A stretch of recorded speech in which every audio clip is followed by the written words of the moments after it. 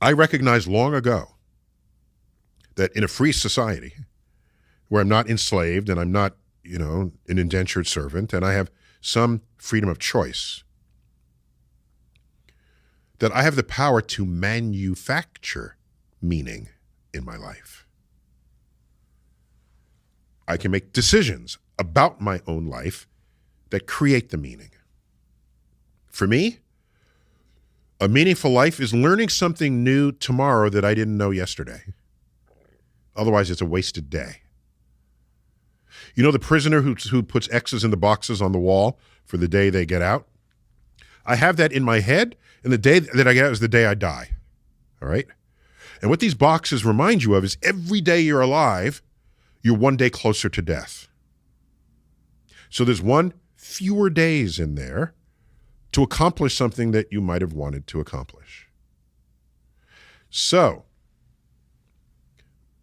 I want to keep learning about our world, about each other, about things I don't otherwise know about.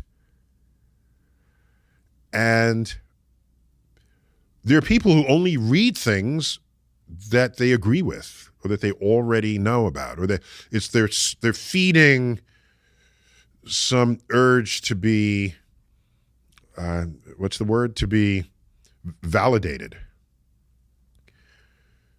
I have books on my shelf at my bedside. Every book is a subject that I either know nothing about or I completely disagree with going into the book. I said, well, maybe it'll change my mind. Learn new ideas. Okay. I once presented that list to the New York Times when they said, because my book was doing well at one point, and they try to get authors to talk about other books to keep the book wheel turning because fewer people are reading today. So what books are you reading? So on your shelves, I listed the books. One of them was a book in its 30th printing or something. It was originally written back in the early 60s, I think, maybe even the 50s. A book by Barry Goldwater. It's called The Conscience of a Conservative. And so I'm reading this, and people wrote to me after they saw this list and said, I didn't know you're a closet conservative. I didn't know you're really a Republican. Did you vote for Trump? And all of a sudden, people were presuming that if I'm reading a book on something, that book must be what my whole life is about, rather than it's a portal to another place of how people think and what people do. So that shocked me, actually, because that tells me that most people must have just books that continue to feed their own interests. And that is the best way to not grow in this world. So one of my measures of meaning is how much more do I know about the world tomorrow than I did yesterday? Because almost any path you take will make you wiser as a person. So I value wisdom. That gives meaning to my life. A new perspective. It's not just knowledge. No.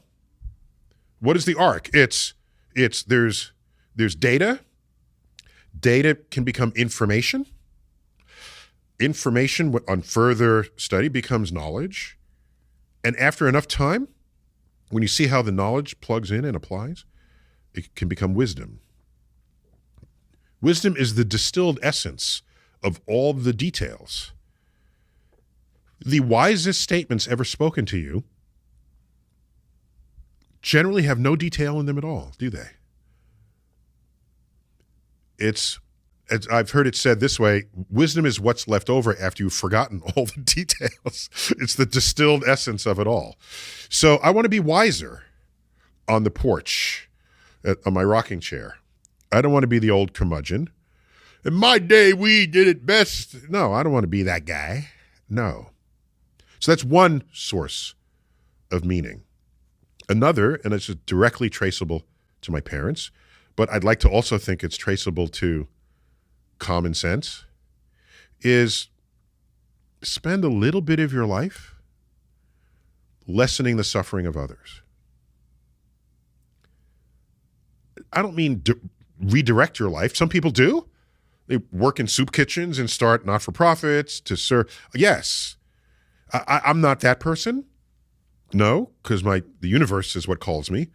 But in my day, in a week, do something that lessens the suffering of someone else, however trifling that gesture is. And that's an infusion of good. Yeah, I'm value judging it. I'm saying, yes, it is a good thing to lessen the suffering of others. I'm declaring that. I try not to ever put opinions out there, but it's my opinion that if you lessen the suffering of others, you make a better world. And don't we all want to live in a better world?